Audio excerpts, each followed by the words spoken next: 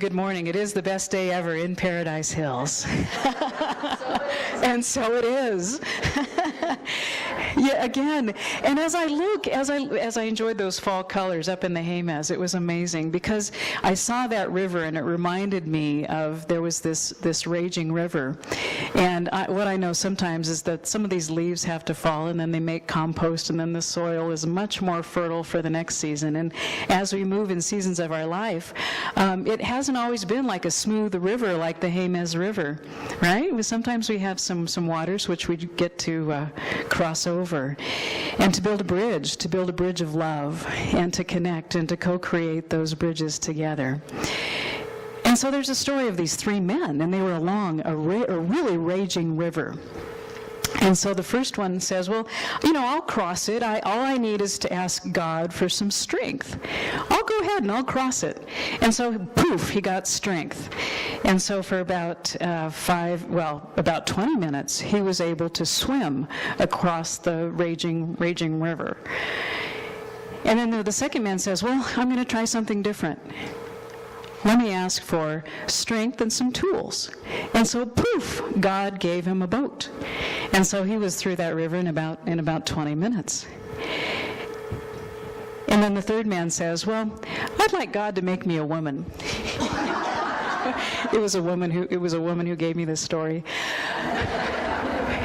I'm going to ask for strength, for tools, and for some intelligence.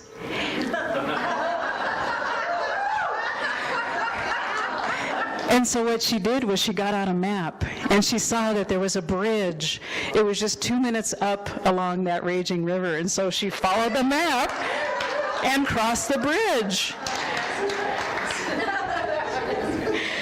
So we know we can co-create bridges, and we have a number of tools that we've been co-creating together. And sometimes we can look at our lives as having events like that when we have a river that we want to cross.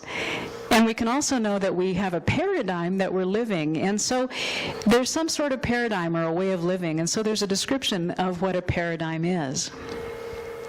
And it's a set of forms which all contain a particular element, especially the set of forms that have a theme. And this year we have a theme for the power of spiritual living. So we have a theme in our life, and we know that we have the strength and the tools and the intelligence to move across whatever those rivers are. And there may be a pattern. We may have a divine pattern that we're aligned with. We may have a pattern or a model that we're following. We may also have a framework as far as the basic ways of thinking or ways that work for us, or maybe some ways that are not so workable in our lives anymore. And so we want to discover a new paradigm.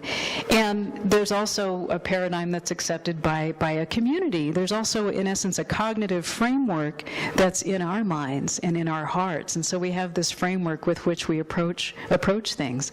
And so there's some synonyms too, and I especially like the synonym of paragon, which is a pattern of excellence.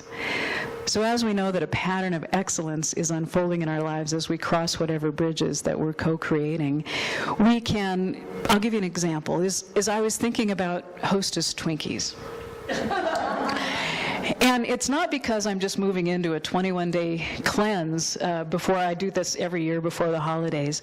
But wanting a Twinkie might be an event. And I think they have something like a 10-year shelf life or something. Or it could be that a person has a glass of wine, and it could be an event, visiting with someone and there's a glass of wine. Or it could be a paradigm. Or it could be that a person may complain or criticize or compare or whatever that is, and it may be a paradigm. But it could be that it's just an event, that it's an event. So in my life, I get to look at what type of spiritual experience do I want to have, and to have spiritual experience be the paradigm. That spiritual experience is not just an event, but it's a way of living, and it's how we show up in the world. It could be that we show up as that spiritual experience when Paseo del Norte Boulevard reroutes us through Jefferson. It could be that we have a phone call from our boss that's not very pleasant. It could be that we have a bank ATM card and the ATM keeps it. Have you ever... It's like talk to the hand. No, sorry, got to keep that card. Or it could be when you find out that your kids are on drugs or relatives, or it could be that you find out that there's a spot on your skin. So what I want is the spirituality to be my paradigm, no matter what. No matter what condition, and to come from that spiritual experience. And it's not just an event. So the difference between a paradigm and an event became really, really clear to me when I picked up a movie. It's called The Place Beyond the Pines, and it stars Ryan Gosling, and it may be a reason to go. And it's about two teenagers who they were busted for purchasing drugs. And these two teenagers were facing either 5 to 15 years and on felony drug charges. And one of the fathers of the two teenagers was running for attorney general, so in essence they had a get out of jail free card. So in this movie, everybody was intently listening to what the verdict would be, and it was reduced, as far as those charges, it was reduced to time served and just to a misdemeanor.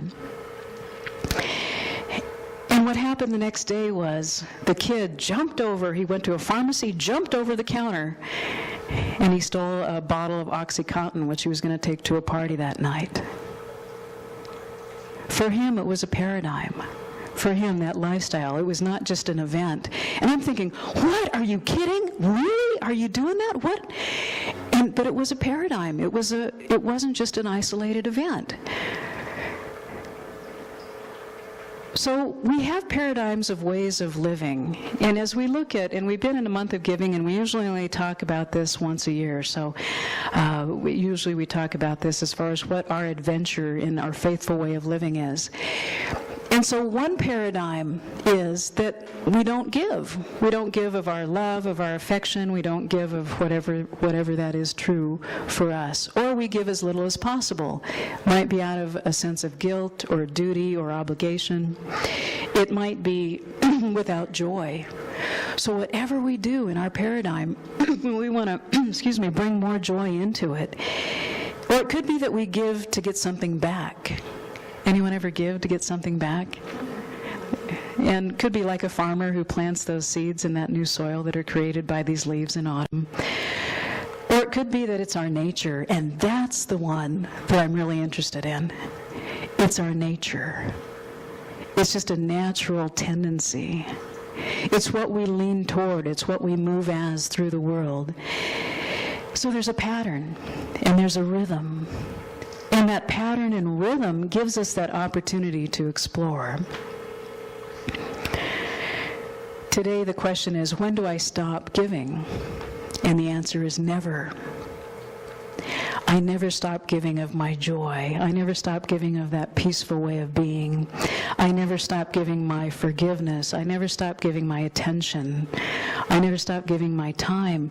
Oh, you'd like to borrow that book? Great. Good. Enjoy.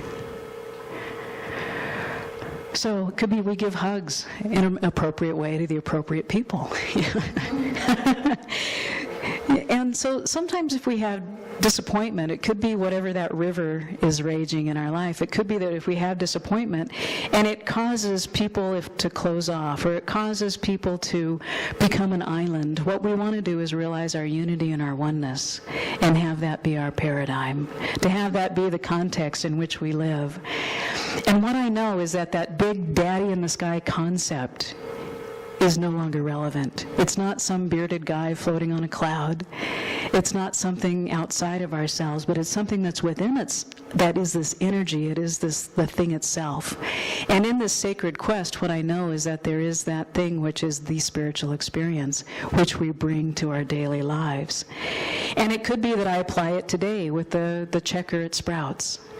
I apply it today with the person sharing the cup of coffee with us later on today. Or it could be that when I write a check to the landlord, or preparing for a deposition, or preparing for whatever that is. Or it could be crying ourselves to sleep as we've lost a loved one. The spiritual experience shows up, and we call upon it. And realizing that we are having a way of being either as love or as a call for love. and to have the room and the breathing room within that to move in freedom as it applies to our inner peace, as it applies to our health, as it applies to our finances, as it applies to our spirituality. And what I do know is that there's a magic formula if we ever want to end a relationship. It's a surefire way to end a relationship, and that's to withhold, rather than have a paradigm of giving, a paradigm for our attention, for our time. So if we want to bring to mind, if there's anyone, could be your great aunt from years ago or whatever, bring to mind people that you're withholding from. And just, if you want to take just a second, withholding any of that life force energy, because its nature is to be creative. Its nature is to give. Its nature is to love. Its nature is to give forth more of itself, out of the thing itself, this energy. So just call somebody to mind that I may have withheld something. Might have been whatever that energy was. And to consider, we don't want to have that cause any suffering for us. We don't want to deprive ourselves of that experience or that opportunity to engage, to be involved, to participate in life fully. So if we want to be in the presence of flourishing and thriving and nurturing, we get to be generous. We get to know that there is that place where we restore love, and we can, in essence, complete that sense of withhold. We can come to a sense of completion with that so that we can move forward. So I invite us to be generous with our time, with our attention, to speak with people straight up and from the heart, and to really be present, to be in this present moment as we co-create our lives and inspire our lives, and to be inspired by the loving source, to know that there is that place within that has all the divine wisdom. It is the infinite wisdom. And here at the center, I know that we are totally invested in us living powerfully and living in this present moment. And to know that we are sourced and supplied by that one, and co-creating this environment wherein we can thrive, where we can take this out into our lives and thrive and absolutely be inspired on a day-to-day basis as we wake up in the morning. When we thrive, we also have an impact on others to thrive. So as I am peace in the world, as I have peace within me, as I realize that I have those bridges which I can look at the map, take a step back, look at the map, breathe and pause, and know that there's other things that are possible. We can be peaceful at our interactions. We can be peaceful, and we can bring, much like that Clairol commercial, we can say it goes on and on and on. That peace that we bring goes on and on and on because we've made that investment. And we give of our kindness. So what I know about spiritual experiences is that they're not just an event, that there is a paradigm. And when I was about 15 years old, I was taking one of those meditation classes at community college. And what happened was there was this avenue that opened up. And it was like I was closing my eyes with and sort of peeking to say, am I meditating right? Am I meditating right? Sort of peeking out, looking at the other people in the room. Am I doing this right? The meditation. And what happened was, as I relaxed into it and just had this knowing and had this sense of oneness, and that all of the energy, all of the life force, and that everything that is in form is created out of this stuff, out of the thing itself. Everything in my life is created, and it was almost like going into it was just this elevator and going into this oneness and being in this oneness and allowing it to just well up. And it was, as I was looking at the back at the world, so I was lifted up, and then I was looking at the back of the earth as it was the size of the marble, and that as I came back in and just was this infused infusion of light, of love, of peace, knowing that there is joy and that nothing is withheld. Nothing is withheld from this one life source. That it just flows and it is natural for itself to be in this fulfillment. It is its nature. And that as it's infused with light, I was completely all present, all whole, all well, and in this wholeness. And that as I breathe and I look down at the earth, just to know that I can always be lifted up like this, and to know that that's not just an event, that it is a way of living, that it is a paradigm, and that I bring that to the activities in my life. And when I know that as I took that into the deepest pockets of my heart, that I can draw upon that I can know that there's this tremendous completeness and wholeness that is ever available, and that it is its divine nature, and that I can call upon that as I have conversations. I can call upon that, and I say that I'm willing to accept. I'm willing to, even beyond understanding and acceptance, I'm willing to embody. And there's a practical tool too, not only meditation, but I'll talk a little bit about taking affirmations up to another step. I like to call them incantations, because it's that place of embodiment of that idea, and it shows up in my body, it shows up in my mind, it shows up in my heart, and I move forward with that as a guiding map, much like crossing that river. So those incantations in our life, as we set that intent, we can have that willingness, we can have that readiness. We know that we are given a gift. That gift, whatever that mystical union, that oneness, whatever that gift is that we were given a couple thousand years ago. And it's like being given a gift and waiting a couple thousand years to accept it. Today, are we ready to accept that gift? That gift of the synthesis of all of the wisdom of the ages, and to apply that practically as we go out on our day. And to know that that is the paradigm from which we live, from the very depths of our heart. And I ask us to have that pocket in our heart, that as we carry that forward in our nature, we know that that is that nature that just says yes. And that as we give that gift to someone else, we allow that to be who we fully are, and that we don't have to wait. And we know that we're on track with what works well. We know that we can open that package and we can step into that paradigm. We open that up and open up our hearts and open up our lives to further inspiration and further guidance. So as I stand here, sometimes it comes in the form of goosebumps, sometimes it comes in the form of beautiful words, and sometimes it comes in the form of beautiful images. And there is a tool that we have in knowing that there is nothing that we need to find. In fact, when I heard Edwene Gaines speak a couple weeks ago, she talked about, we don't need any more seekers. We need finders. We need people to know that they've already found and are living this truth.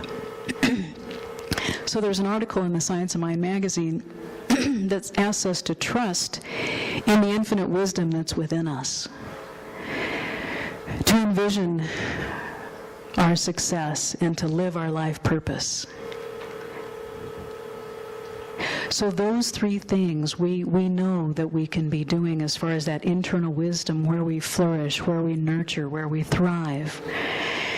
So there is nothing to find, and we can envision out of this tool that we have not only those affirmations, which we can kick that up a notch and to be incantations as we accept and embody what the truth is, but we can truly reconnect in that place of our hearts.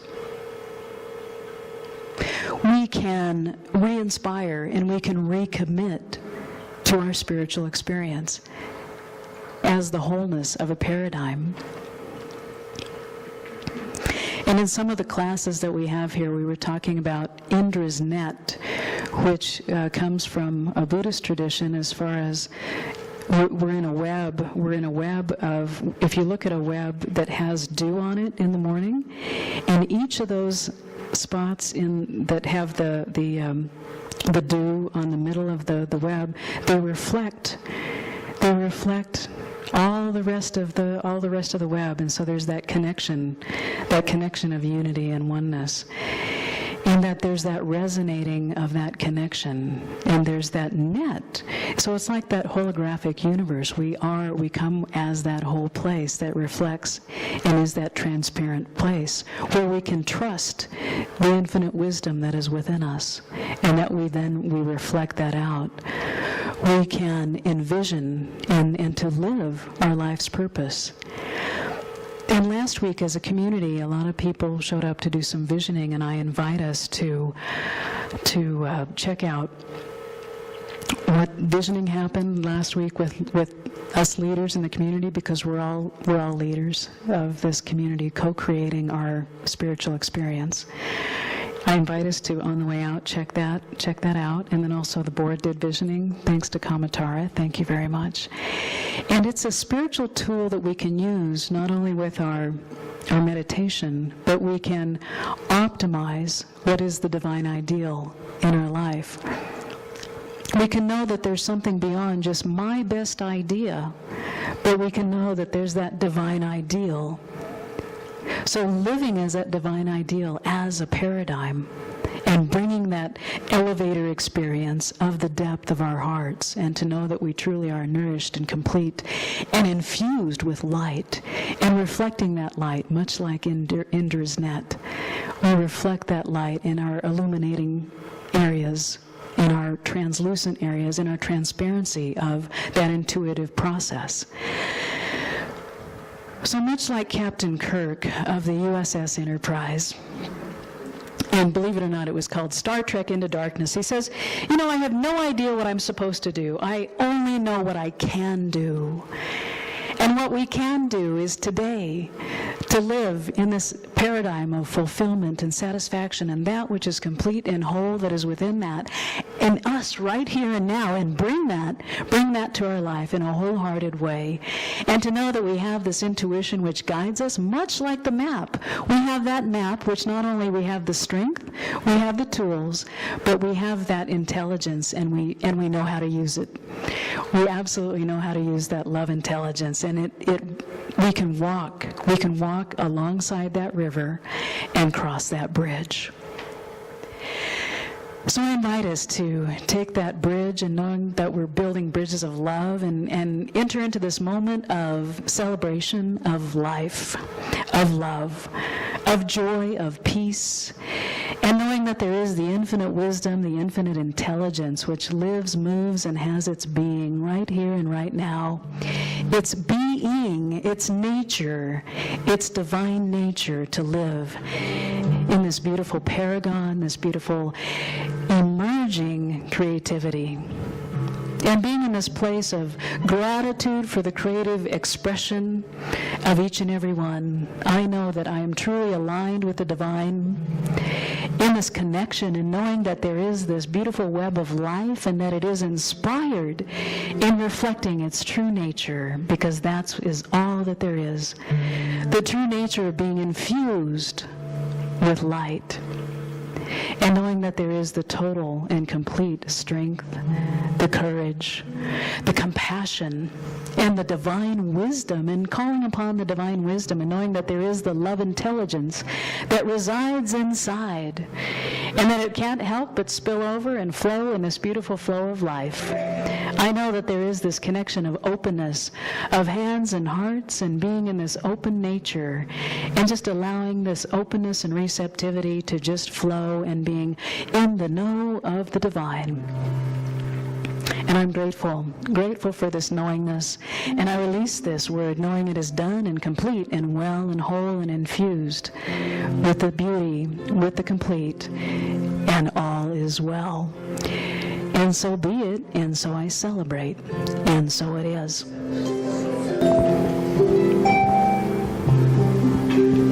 Please join in a couple minutes of stillness.